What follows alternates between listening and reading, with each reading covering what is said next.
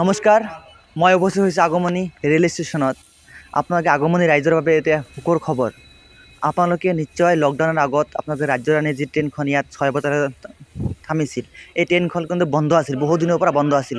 কিন্তু বিভিন্ন দল সংগঠনৰ যি মেমৰেণ্ডাম দিয়া, যি আন্দোলন কৰা, এই আন্দোলন কৰাৰ ফলত কিন্তু আজি আকৌ সেই ৰাজ্যৰাণী যি ট্ৰেইনখন আছিল ইয়াত ষ্টপেজ লৈছে। কিন্তু আপুনি আৰু এটা কথা ক'ম, এই অত্ৰ অঞ্চলত যিবিলাক মানুহে গুৱাহাটীলৈ যাত্ৰা কৰে, আমি দেখি পাইছোঁ বহুত গাড়ীৰে গোলকগঞ্জলৈ যাত্ৰা কৰে, গোলকগঞ্জত ভিৰ হয়। কিন্তু সেইবিলাক আমি ৰাইজক মনোৰোধ কৰিম, যাতে এই আগমনী ষ্টেচনৰ পৰা এতিয়াৰ পৰা আপোনালোকে সুদূৰ গুৱাহাটীলৈ যাব পাৰিব। সময় ৰাতি 8টা বজাত, ধুনীয়া এটা সময় দিছে। ৰাতি 8টা বজাত ইয়াৰ পৰা ট্ৰেইন এৰিব আৰু গুৱাহাটীলৈ যাব।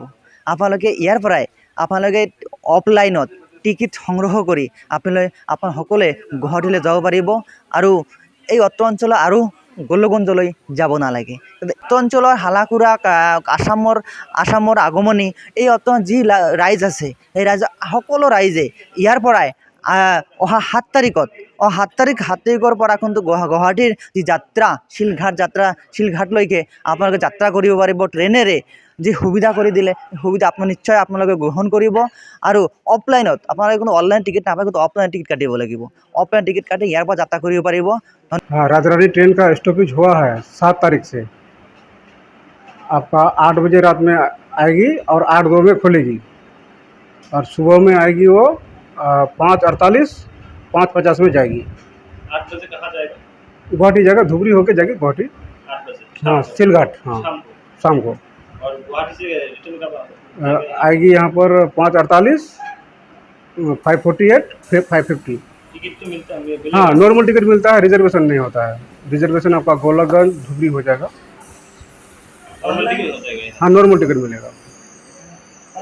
नहीं, ऑनलाइन नहीं मिलेगा, ऑफलाइन। हाँ हाँ, टिकट काउंटर सर।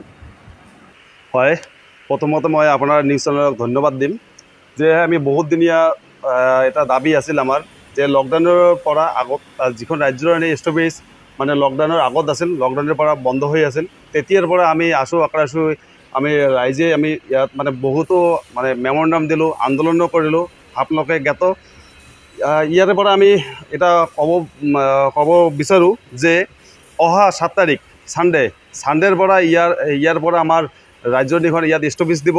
যিটো টাইমটো হ'ল ৰাতি 8টা, ইয়াৰ পৰা 8টাত এৰিব, 8টাত এৰিব, তালৈ শিলঘাটলৈ যাব। যে মই আগমনী বিশেষকৈ আগমনী ব্লক এৰিয়াৰ মানুহবিলাকক মই ক'ম যে যিটো আগমনী ষ্টেচন হয়, ৰেলৱে ষ্টেচন, এইখনত যাতে সকলোৱে যিটো আমাৰ ৰাজ্যৰাণী ষ্টপেজ দিছে, এইটো ট্ৰেইনৰ টিকেট কাটি যাতে ইয়াৰ পৰা তেওঁলোকে গুৱাহাটী শিলঘাট তেওঁলোকে যাতে যায়। আৰু যেতিয়াই আমি ইয়াৰ পৰা আৰ্নিংটো বেছি দেখাব পাৰিম, তেতিয়া আৰু দূৰণি পাল্লা যিবিলাক ট্ৰেইন আছে হয়তো আমি ইয়াত ৰখাবলৈ দাবী কৰিব পাৰিম। আমাৰ দাবীটো আছেই, আৰু হয়তো তেতিয়া ৰেল কৰ্তৃপক্ষই ইয়াত আমাৰ ষ্টপেজটো দিব।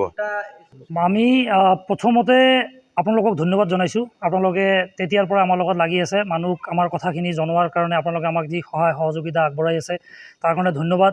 লগতে এই অঞ্চলৰ প্ৰত্যেকজন ৰাইজ তথা দল সংগঠন যিসকলে একেলগে লগ হৈ একত্ৰিত হৈ এই আমাৰ আজি যিটো ডিমাণ্ড আমাৰ আছিল, ৰাজ্যৰাণী ৰেল ইয়াত ৰখাব লাগে, আগত লকডাউনৰ টাইমতে ৰখিছিল, তাৰপিছত বন্ধ কৰি দিছিল, আৰু এতিয়া আৰু ৰেলখন ইয়াত দিছে, আৰু টাইমিংটোও সুবিধাজনক কৰি দিছে আমাৰ ইয়াৰ মানুহৰ কাৰণে। আগতে এইটো 6 বজামানত ইয়াত ৰখিছিল, যিটো এটা অসুবিধাৰ কাৰণ হৈ আছিল, আৰু এতিয়া এইটো ট্ৰেইন ইয়াৰ পৰা 8টাত এৰিব। গতিকে আমাৰ এই অত্ৰ অঞ্চলৰ মানুহক এটাই অনুৰোধ যে আপোনালোকে যদি ট্ৰেইন ইয়াত ৰখোৱাৰ যিটো কথা আমাৰ, এইটো যদি আমাৰ দাবীটো বাহাল ৰাখিব বিচাৰে, আৰু বেলেগ ট্ৰেইনৰ কাৰণে আপোনালোকে যদি আৰু আমাৰ যদি দাবী উত্থাপন কৰিব লগা হয়, তেতিয়াহ'লে আমাৰ ইয়াৰ পৰা ৰেলৱেক আয় দিব লাগিব। যিমান আয় উপাৰ্জন হ'ব, তেতিয়া ৰেলে আমাক সিমান বেছি সুবিধা আমাক প্ৰদান কৰিব।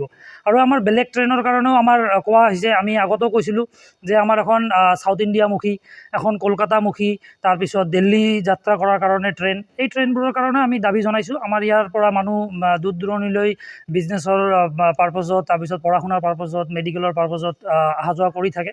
চ' আমাক ইয়াত আৰু বেলেগ ট্ৰেইনৰ কাৰণে আমি দাবী জনাইছিলোঁ, এইখিনিও আমাক কৰিব বুলি আশ্বাস দিছে। একচুৱেলি গোলকগঞ্জত যিসকল মানুহ গৈ এই ট্ৰেইনখনত উঠে, ৰাজ্যৰাণী ট্ৰেইনত, এই মানুহখিনি কিন্তু বিশেষকৈ আমাৰ এই অঞ্চলৰ মানুহ, বিশেষ মানুহবোৰ আমাৰ এই অঞ্চলৰ মানুহ। বিশেষকৈ এই মানুহখিনি সময়টোৰ তেনেকুৱা হোৱাৰ কাৰণে ইয়াৰ পৰা আগমনী অঞ্চলৰ মানুহ এইখিনি মানুহ এই সময়ৰ কাৰণে এইখিনি মানে তাতে গৈ ট্ৰেইনত উঠিছিল, যিহেতু ইয়াৰ পৰা 6টাত তাৰপিছত গোলগঞ্জত গৈ আৰু বহি থাকিব লাগে বুলি মানুহ জনায়। সেই টাইমিংটো ৰেলৱে আমাক চেঞ্জ কৰি দিছে, দি কিনে ইয়াৰ পৰা 8টাত দিছে। এতিয়া সুবিধাজনক সময়, মানুহে সঁহাৰি জনাব আমাৰ এই যি আমি আৱাজ উঠাইছোঁ, আমাৰ এই আৱাজকো সঁহাৰি জনাব আৰু ৰেলৱে কৰ্তৃপক্ষকো আয় প্ৰদান কৰিব বুলি আমি আশাবাদী।